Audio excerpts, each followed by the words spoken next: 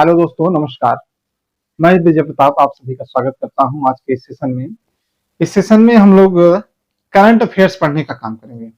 मैं आप सभी को पर डे करंट अफेयर्स पढ़ाने का काम करूंगा। करंट अफेयर्स कोई सब्जेक्ट नहीं है, ये हमारे आसपास जो हो घटनाएं घटती हैं उसी का हम अध्ययन करते हैं। जैसे हम रोज अखबारों में पढ़ते हैं उसी तरह से हमें करंट अफेयर्स पढ़ने हैं।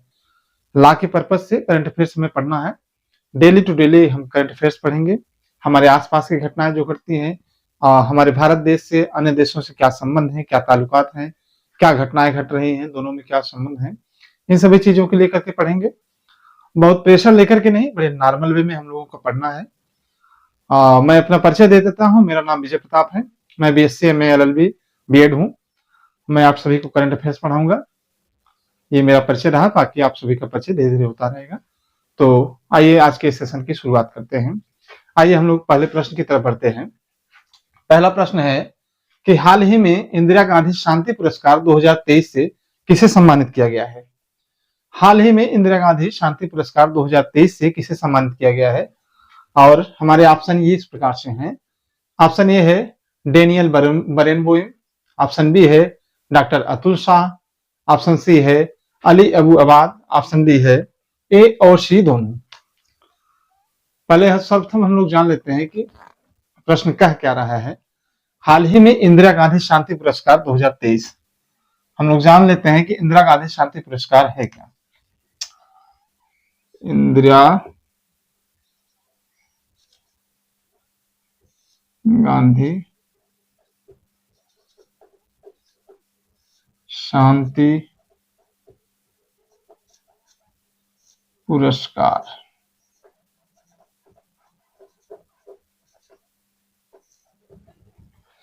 इंदिरा गांधी शांति पुरस्कार सर्वप्रथम इसको देना कब से शुरू किया गया है।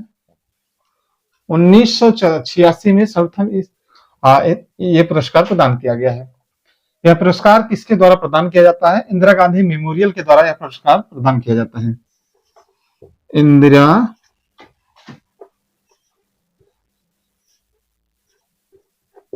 गांधी मेमोरियल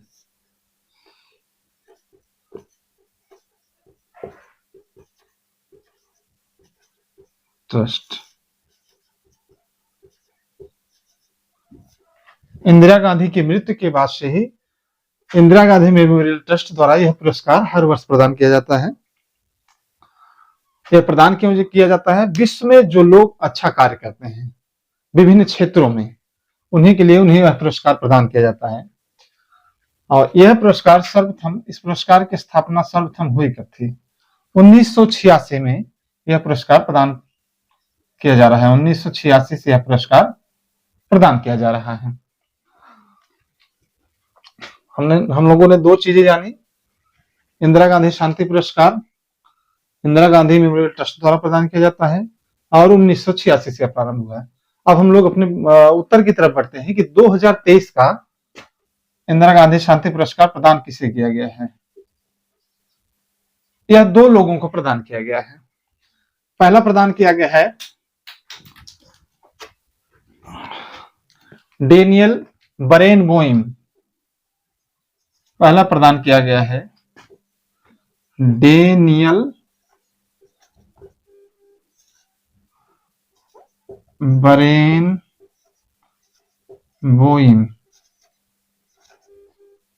डेनियल बरेनबोइम को यह पुरस्कार प्रदान किया गया है। ये रहने वाले कहां के हैं। ये अर्जेंटीना के रहने वाले हैं।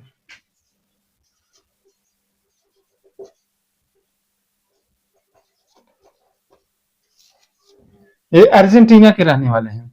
डेनियल बरेनबोइम को यह पुरस्कार पियानो वादन के लिए दिया गया है। पियानो वादक, ये क्या है, पियानो वादक है। यह पुरस्कार जिसे प्रदान किया गया है। दूसरा किसे प्रदान किया गया है। दूसरा प्रदान किया गया है अली अबू अबाद को। अली अबू आबाद दूसरा प्रदान किया गया है इंदिरा गांधी शांति पुरस्कार अली अबू अबाद जी को। इन्हें क्यों प्रदान किया गया है? इन्होंने विश्व में शांति की स्थापना के लिए काफी कार्य किया है, इसलिए इन्हें प्रदान किया गया। ये रहने वाले कहाँ के हैं? फिलिस्तीन के रहने वाले हैं।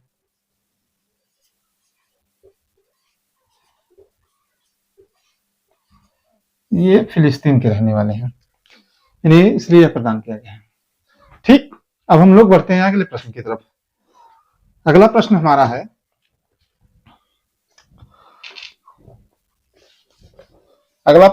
है, हाल ही में इंटरपोल ने मानव तस्करी के विरुद्ध कौन सा अभियान चलाया?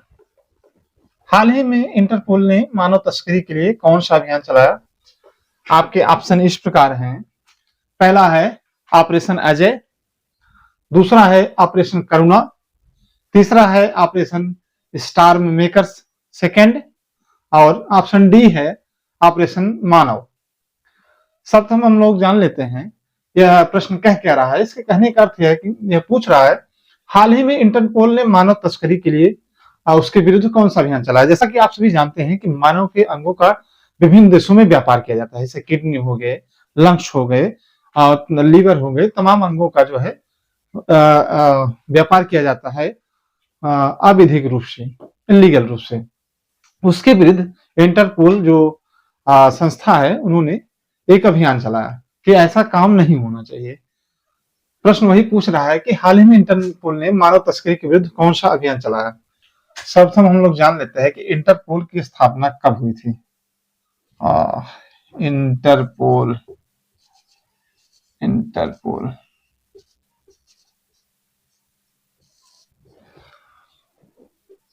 इंटरपोल की स्थापना कब हुई थी?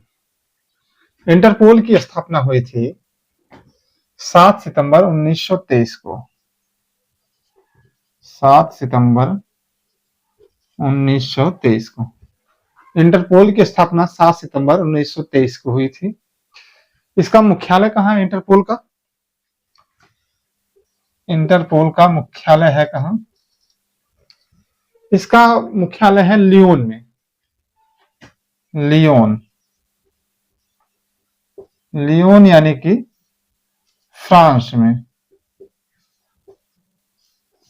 ठीक, अब बढ़ते हैं हम लोग अपने प्रश्न के उत्तर की तरफ। प्रश्न हमसे पूछा गया था कि हाल ही में इंटरपोल ने मानव तस्करी के विरुद्ध कौन सा अभियान चलाया था। उस अभियान का नाम था operation storm makers second. Operation storm makers द्वितीय। ठीक, हम लोगों ने देखा कि हाल ही में इंटरपोल ने मानव तस्करी के विरुद्ध कौन सा अभियान चलाया। वह अभियान चलाया गया operation storm makers second. Interpol का स्थापना होती कब हुई? 7 सितंबर 1923 को इसकी स्थापना होती है। इसका मुख्यालय कहाँ है? इसका मुख्यालय है लियोन, फ्रांस में। अब हम लोग बढ़ते हैं अगले प्रश्न की तरफ। आप लोग चाहे तो नोट डाउन करते हुए चलिए, चाहे तो स्क्रीनशॉट आप लोग ले लीजिए, ऐसा आप लोगों को सुविधाजनक लगे, लेकिन नोट डाउन करके रखेंगे, नोट्स बनाएंगे तो आप लोगों के लिए फायदेमंद होगा। हम लोग आगे बढ़ते हैं। अगला प्रश्न हमारा है, हाल ही में चर्चा में रहे ग्रीन वायर्स 2050 प्रोजेक्ट का संबंध किससे है? आपके ऑप्शन इस प्रकार हैं। ऑप्शन ए है IUCN, ऑप्शन बी है IMO, ऑप्शन सी है WMO, ऑप्शन डी है WEF। इस शब्द से हमें लग रहा है कि ग्रीन हाउस गैसें जो हैं उसी के विषय में बात हो रहा है। जब शिपमेंट उद्योग में जहां जहाजें बनती हैं, समुद्र में जो जहाज चलती है, जो जहाज बनाई जाती है, उसमें कार्बन उत्सर्जन काफी मात्रा में होता है।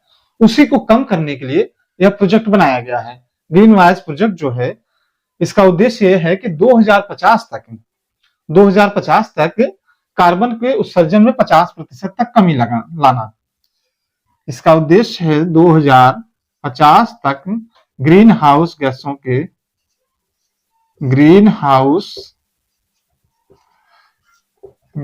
के उत्सर्जन में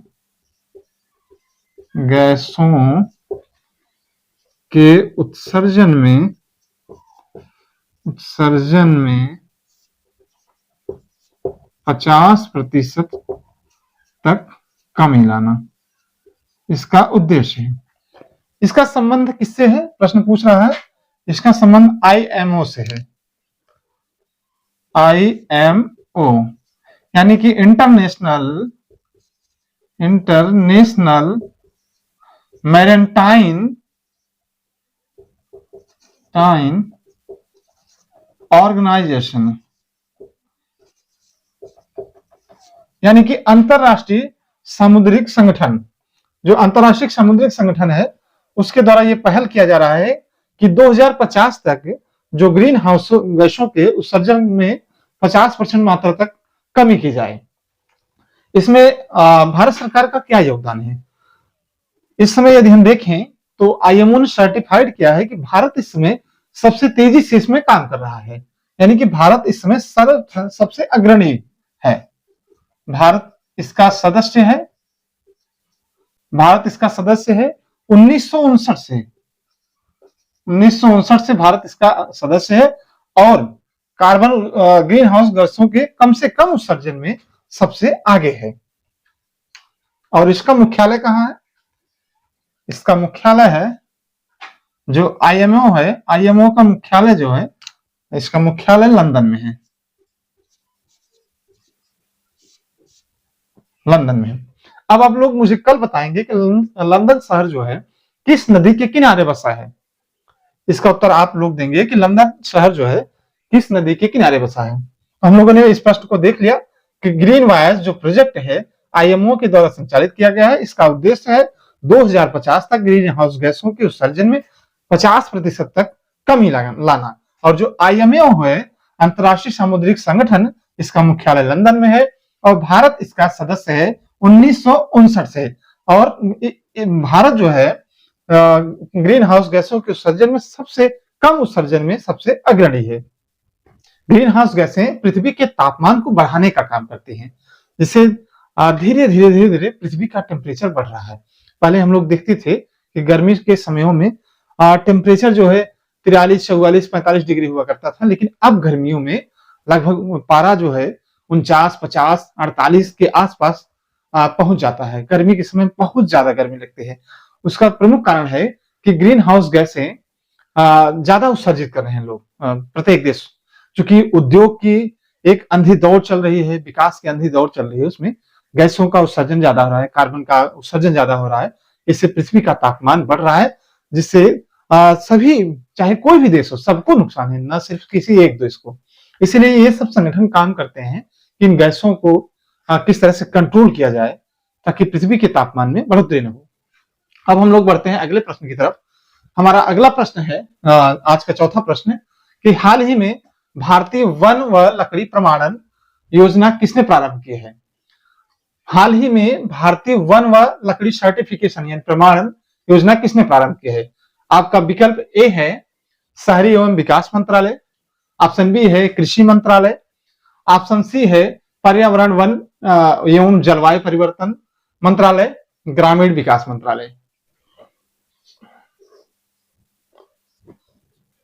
ये जो सर्टिफिकेट दिया जाएगा सस्टेनेबल विकास के लिए, सस्टेनेबल ग्रोथ के लिए, यानी सतत विकास के लिए ये सर्टिफिकेट प्रदान किया जाएगा। सतत विकास, सतत या अस्थाई कह लें हम, सस्टेनेबल ग्रोथ के लिए, विकास के लिए प्रदान किया जाएगा।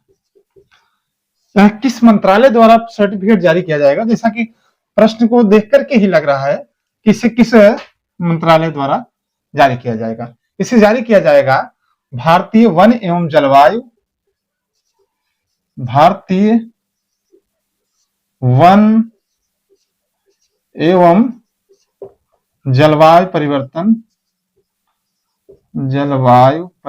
मंत्रालय द्वारा।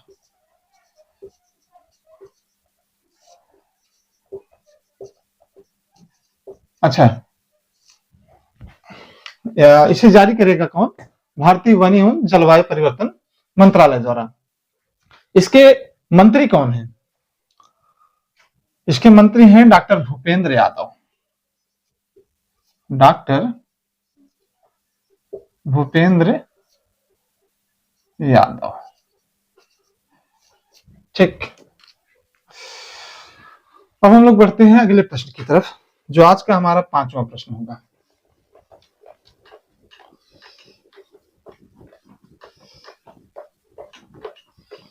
पांचवा प्रश्न हमारा कह रहा है, हाल ही में सोडियम आयन बैटरी तकनीक किसने लॉन्च की है? आपका ऑप्शन ए है Bharat electrical limited, option B है केपीआईटी टेक्नोलॉजी, ऑप्शन सी है आईआईटी मद्रास, ऑप्शन डी है डीआरडीओ। प्रश्न आपका पूछ रहा है सोडियम आयन बैटरी तकनीक किसने लॉन्च की है? सोडियम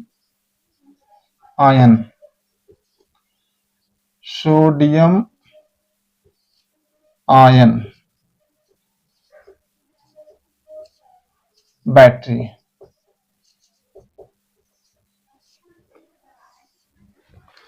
जैसा कि हम सभी जानते हैं, जो हमारे घरों में बैटरी यूज की जाती है, इन्वर्टर की बैटरी हो या गाड़ियों में लगने वाली बैटरी हो, अभी तक लिथियम की बनी बैटरी होती है। आप लोग कभी ध्यान दीजिएगा, उस पर लिखा रहता है लिथियम बैटरी।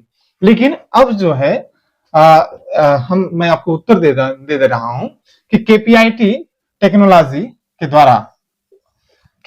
के द्वारा केपीआईटी के द्वारा अब सोडियम आधारित बैटरी बनाने का प्रयास किया जा रहा है। सोडियम आयन बैटरी बनाए जाएंगे जो लिथियम आयन थे।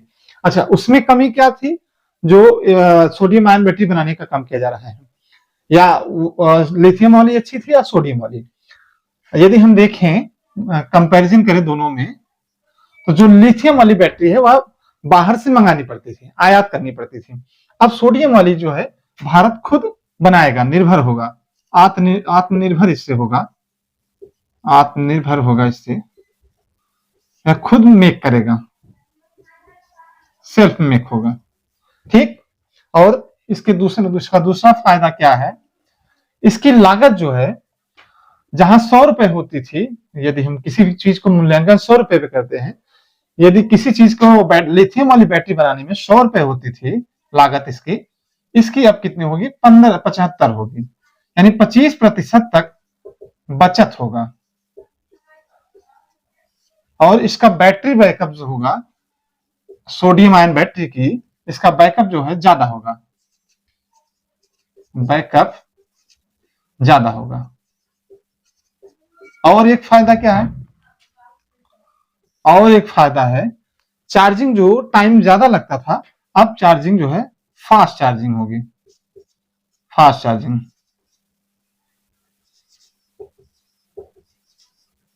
ये फास्ट चार्जिंग होगी। ठीक। हम लोगों ने देखा, जो प्रश्न में हमसे पूछा गया था कि हाल ही में सोडियम बैटरी तकनीक किसने लॉन्च की है, तो सोडियम आयन बैटरी तकनीक केपीआईटी ने लॉन्च की है। इसका फायदे क्या है?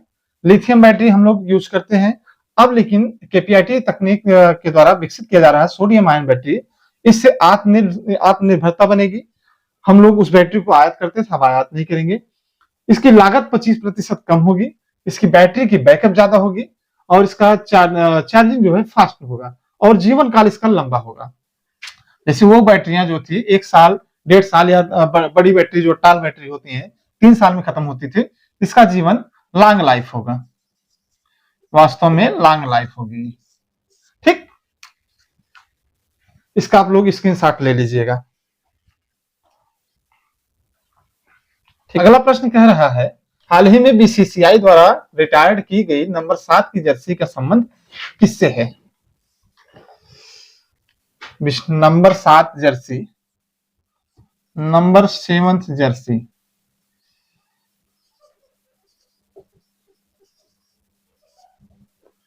नंबर 7 नंबर की जर्सी कौन पहनते थे, जिसे अब परमानेंटली हटा दिया गया है, रिटायर कर दिया गया। अब 7 नंबर की जर्सी कोई नहीं पहनेगा। इसका संबंध किससे है? इसका संबंध है अपने माही से, एमएसडी, महेंद्र सिंह धोनी, जिन्हें हम एमएसडी कहते हैं। ठीक।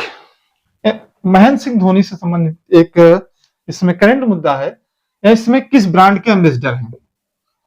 इसमें महेंद्र सिंह धोनी जो है स्टेट बैंक ऑफ इंडिया यानी एसबीआई के ब्रांड एम्बेसडर हैं, ब्रांड एम्बेसडर। अब 7 नंबर की जर्सी को कोई नहीं पहनेगा, ये परमानेंटली रिटायर्ड हो गई है। अच्छा, एक और जर्सी परमानेंटली रिटायर हुई है, उसे कौन पहनते थे? हाँ, ये थी जर्सी नंबर 10। 10 नंबर की जर्सी जो थी, यह भी परमानेंटली रिटायर हो गई है। इसे पहनते थे अपने भारत रत्न सचिन तेंदुलकर।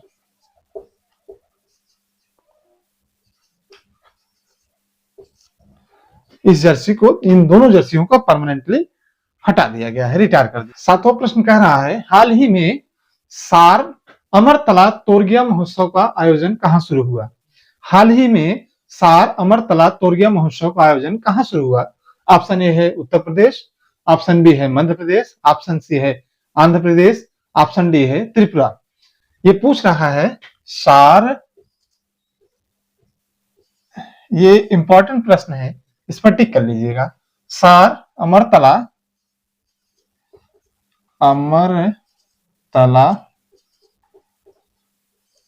सार अमरतला तोरगिया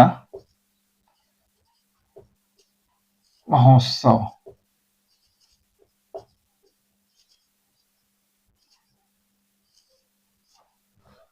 सार अमरतला तोरगिया महोत्सव मनाया गया है अरुणाचल प्रदेश।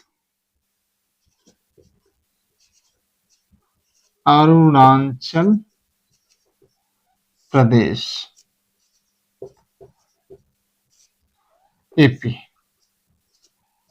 अरुणाचल प्रदेश, अरुणाचल प्रदेश के पश्चिमी कामेंग जिला पड़ता है,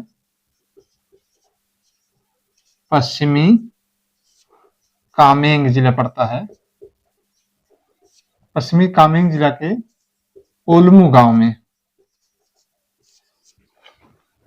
यह जो त्योहार है सार अमरतला तोरगिया महोत्सव अरुणाचल प्रदेश के पश्चिमी कामेंग जिले में मनाया जाता है। यह महोत्सव जो है बौद्ध महोत्सव है, यह बौद्ध महोत्सव है।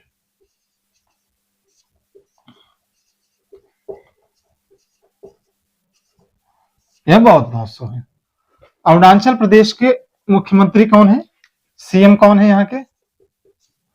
पेमा खांडू जी।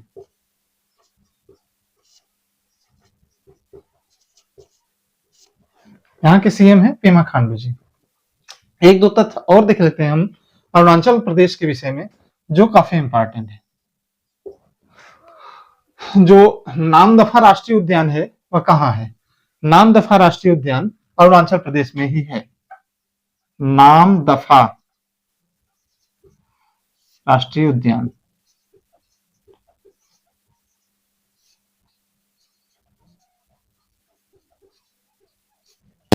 नामदफा राष्ट्रीय उद्यान अरुणाचल प्रदेश में ही है। और एक प्रसिद्ध चीज है अरुणाचल प्रदेश में, बोमडिला दर्रा। बोमडिला दर्रा, बोमडिला दर्रा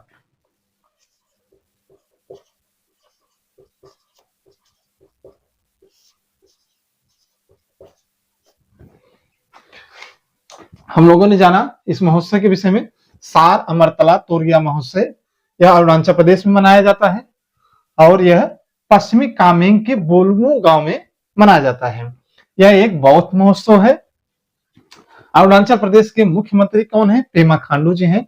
अरुणाचल प्रदेश में दो चीजें और हम लोगों ने जाना, यहाँ पर नामदफा राष्ट्रीय उद्यान है और यहाँ पर बोमडिला दर्रा है।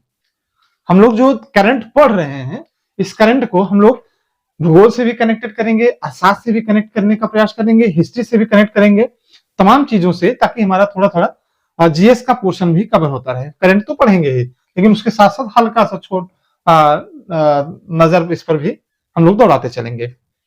आप लोग इसका स्क्रीनशॉट ले लीजिएगा। 8वें प्रश्न की तरफ बढ़ते हैं। 8वां प्रश्न हमारा है, हाल ही में सुप्रीम कोर्ट ने एआई संचालित क्षेत्रीय भाषा का अनुवाद उपकरण लॉन्च किया है। हाल ही में सुप्रीम कोर्ट ने एआई, जो आर्टिफिशियल इंटेलिजेंस है, उसके द्वारा संचालित क्षेत्रीय भाषा अनुवाद उपकरण लॉन्च किया है। ऑप्शन आप सभी का पहला है सुवास, दूसरा है सांस, तीसरा है संपूर्णा, चौथा है सक्षम। ये कह रहा है एआई ये आई आर्टिफिशियल इंटेलिजेंस, आर्टिफिशियल इंटेलिजेंस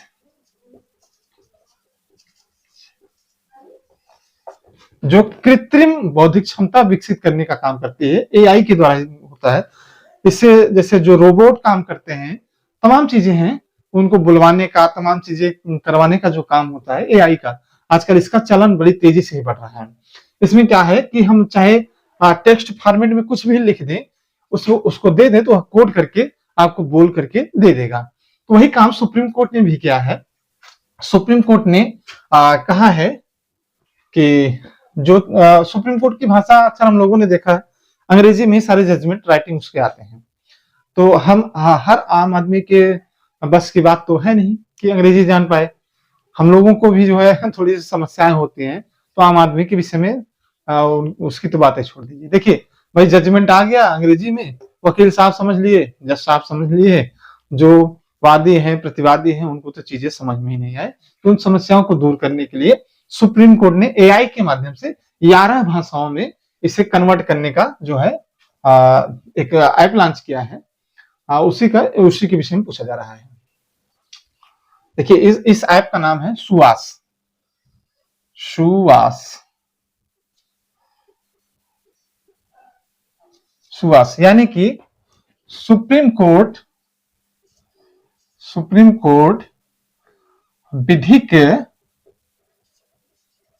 विधिक अनुवाद सॉफ्टवेयर। यानी कि सुप्रीम कोर्ट ने एक ऐसा सॉफ्टवेयर डेवलप किया है जो 11 क्षेत्रीय भाषाओं में, कितनी भाषाओं में, 11 क्षेत्रीय भाषाओं में, 11 क्षेत्रीय भाषाओं में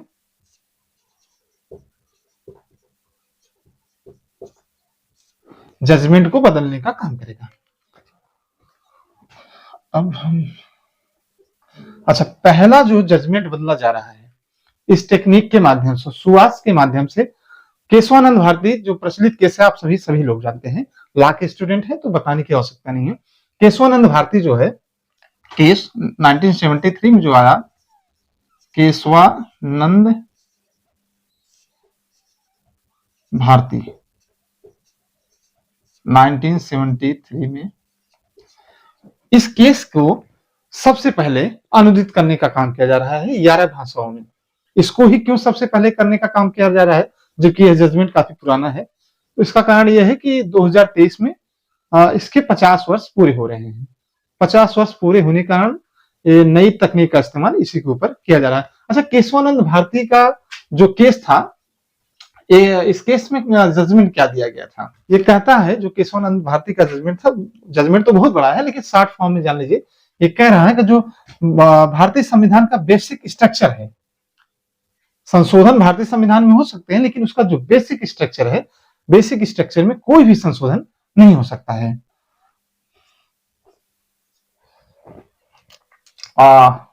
ये दो तीन तथ्य हम लोगों ने जाने। ये एक चीज आप लोग ये बताइए, सुप्रीम कोर्ट का वर्णन संविधान के अनुच्छेद किस आर्टिकल से किस आर्टिकल तक है? सुप्रीम कोर्ट का उल्लेख संविधान के अनुच्छेद किस अनुच्छेद से किस अनुच्छेद तक है? इसका उल्लेख है आर्टिकल 124 से आर्टिकल 147 तक। सुप्रीम कोर्ट की स्थापना कब हुई थी? इसी बहाने ये भी हम लोग जानते चले। सुप्रीम कोर्ट की स्थापना हुई थी 28 जनवरी 1950 को। अच्छा, सर्वोच्च न्यायालय की पहली महिला मुख्य न्यायाधीश कौन थी? यह प्रश्न तो आम सा प्रश्न है, सभी लोग जानते होंगे, मुझे विश्वास है। इसकी जो पहली मुख्य महिला न्यायाधीश थी, महिला सीजीआई जो थी, प्रथम महिला CJI chief justice of India Fatima Bibi ji थी। फातिमा बीबी। अच्छा, ये चर्चा में क्यों है फातिमा बीबी? बीबी जी का नाम इसमें आप लोग थोड़ा सा याद रखिएगा, क्योंकि नवंबर 2023 में इनका निधन हो गया है। नवंबर 2023 में इनका निधन हो गया है, इसीलिए इनको याद रखिएगा। ठीक, ये हमारे तथ्य रहे। ये जो प्रश्न पूछा गया कि हाल ही में सुप्रीम कोर्ट ने एआई संचालित क्षेत्रीय भाषा का अनुवाद उपकरण लॉन्च किया है। उस उपकरण का नाम है सुवास। सुवास के द्वारा ही सुप्रीम कोर्ट के जो जजमेंट होंगे उन जजमेंट को विभिन्न भाषाओं में, यानी 11 क्षेत्रीय भाषाओं में बदलने का काम किया जाएगा। इसके तहत पहले केस केशवानंद भारती की जो है जजमेंट को बदलने का काम किया जा रहा है। सुप्रीम कोर्ट का वर्णन अनुच्छेद संविधान के किस अनुच्छेद से किस अनुच्छेद तक है? आर्टिकल 124 से आर्टिकल 147 तक है। सुप्रीम कोर्ट की स्थापना 28 जनवरी 1950 को हुई। प्रथम महिला मुख्य न्यायाधीश सुप्रीम कोर्ट की कौन थी? फातिमा बीबी जी थी, फातिमा बीबी। इनका निधन अभी हाल ही में नवंबर 2023 में हो गया है। आप लोग स्क्रीनशॉट ले लीजिए, फिर हम आगे की तरफ बढ़ते हैं। ठीक, 9वां प्रश्न हमारा इस प्रकार से है, हाल ही में किसे UWW rising star of the year चुना गया है? पहला ऑप्शन है अंतिम पंघाल, दूसरा है साक्षी मलिक, तीसरा है विनेश फोगाट, चौथा है बबीता कुमारी। हमारा प्रश्न कह रहा है हाल ही में किसे UWW यूनाइटेड वर्ल्ड रेसलिंग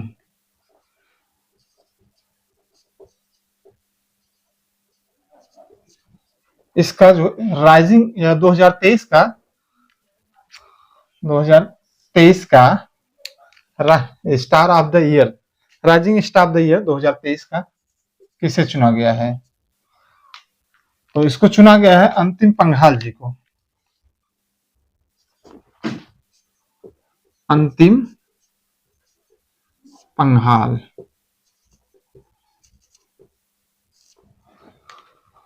अंतिम पंघाल जी को चुना गया है। अंतिम पंघाल जी को 2 बार अंडर 20 विश्व चैंपियनशिप में ही इन्होंने क्वालिफाई करने का काम किया है। अंडर 20 विश्व चैंपियनशिप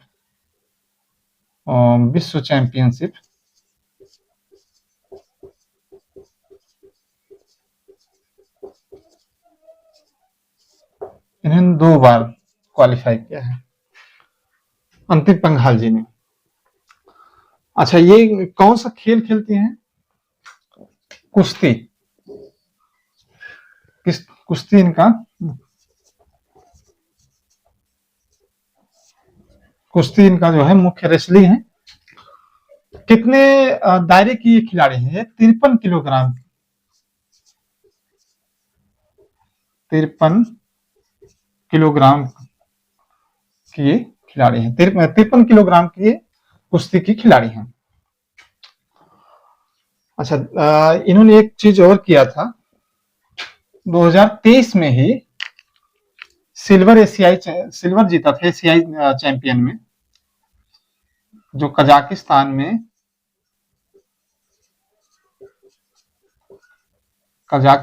2023 में एशियाई चैंपियनशिप में सिल्वर जीतने का काम किया था, सिल्वर मेडल। हम लोगों ने देखा कि यूनाइटेड वर्ल्ड रेसलिंग में 2023 में राइजिंग प्लेयर किसे चुना गया है? Rising player of the year अंतिम पंघाल जी को। इन्होंने अंडर 20 में 2 बार विश्व चैंपियनशिप जीतने का काम किया है। ये 53 किलोग्राम वर्ग की कुश्ती की खिलाड़ी हैं। इन्होंने कजाकिस्तान में 2023 का एशियाई चैंपियनशिप में सिल्वर मेडल जीतने का काम किया है। अब हम लोग बढ़ते हैं आज के अगले प्रश्न की तरफ। आज का अगला हमारा प्रश्न है, जो आज का 10वां प्रश्न होगा। बहुत ज्यादा नहीं, हम लोग 10, 12, 11 इस तरीके से प्रश्नों को रोज पढ़ने का काम करेंगे। हाल ही में तिब्बती नववर्ष लोसर महोत्सव कहां मनाया गया? ऑप्शन ए है जम्मू कश्मीर, ऑप्शन बी है हिमाचल प्रदेश, ऑप्शन सी है लद्दाख, ऑप्शन डी है यूके यानी कि उत्तराखंड। ये मनाया गया है लद्दाख में।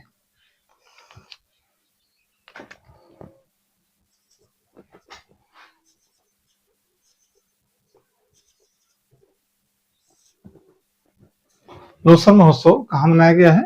लद्दाख में। इसकी खास बात यह है कि यह बौद्ध धर्म का त्योहार है।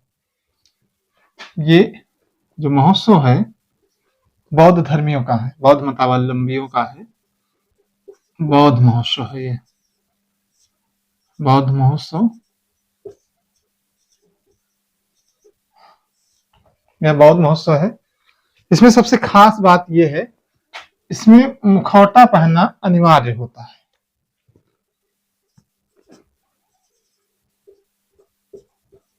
मुखौटा पहनना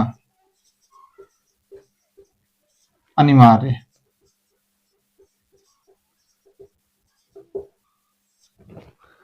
यह महोत्सव जो है 15 दिनों तक चलने वाला महोत्सव है। 15 दिनों तक यह महोत्सव चलता है।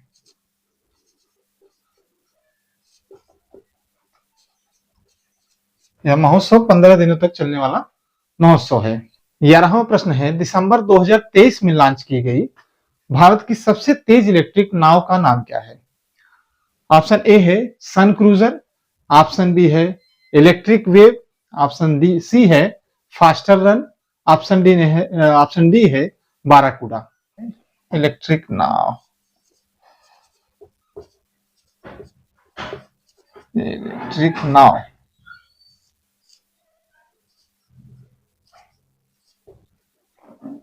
सबसे तेज।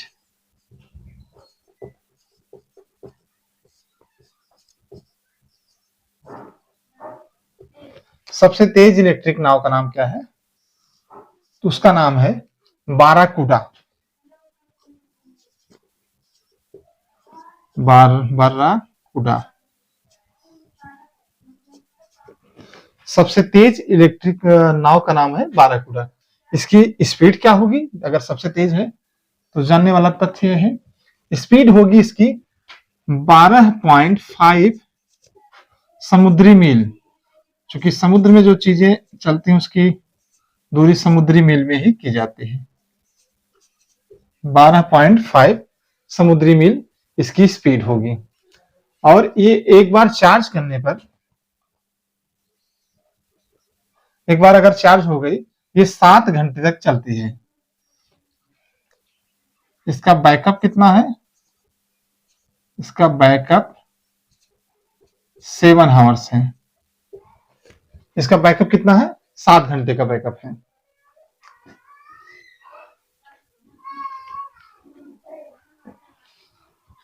हम लोगों ने देखा जो कह रहा है कि सबसे तेज इलेक्ट्रिक जो नाव है बाराकूडा नाम से बनाई गई है।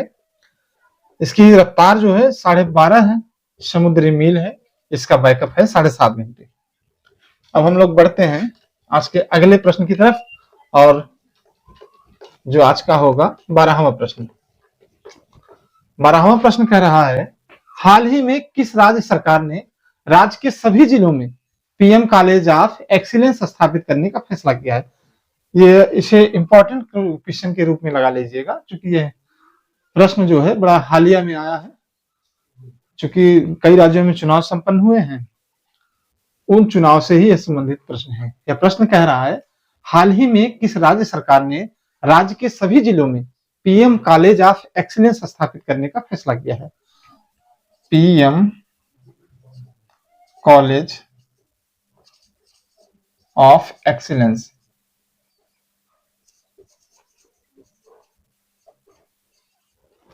पीएम कॉलेज ऑफ एक्सीलेंस इसे किया है मध्य प्रदेश सरकार ने।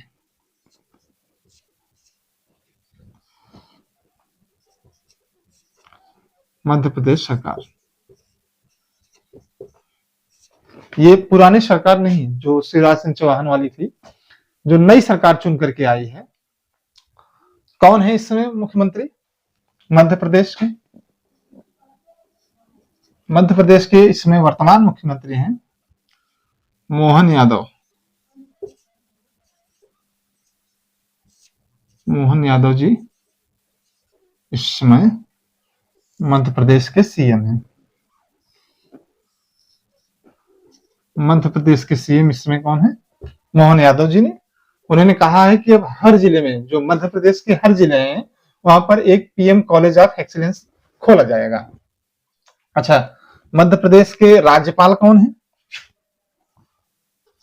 मध्य प्रदेश के राज्यपाल कौन है?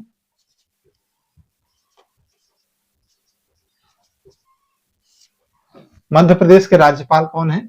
मंगू भाई छगन भाई पटेल जी। मंगू भाई छगन भाई पटेल जी, ये यहाँ के राज्यपाल हैं। अच्छा, एक चीज और बताइए कि मध्य प्रदेश में सबसे फेमस चीज क्या है? मध्य प्रदेश में सबसे फेमस है खजुराहो मंदिर।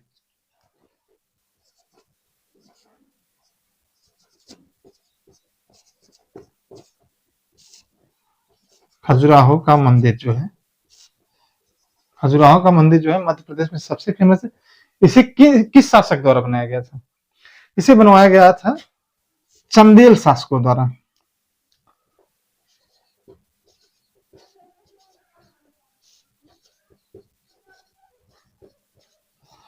खजुराहो को जो मंदिर था, इसे चंदेल शासकों द्वारा बनवाया गया था।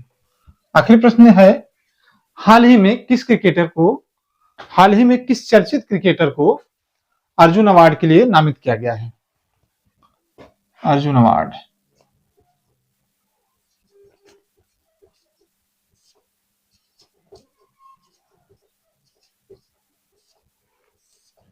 हाल ही में किस क्रिकेटर को अर्जुन अवार्ड के लिए नामित किया गया है? तो उनका नाम है, जिन्होंने वर्ल्ड कप में सबसे अच्छा बेहतरीन गेंदबाजी में प्रदर्शन किया, उनका नाम है मोहम्मद शमी।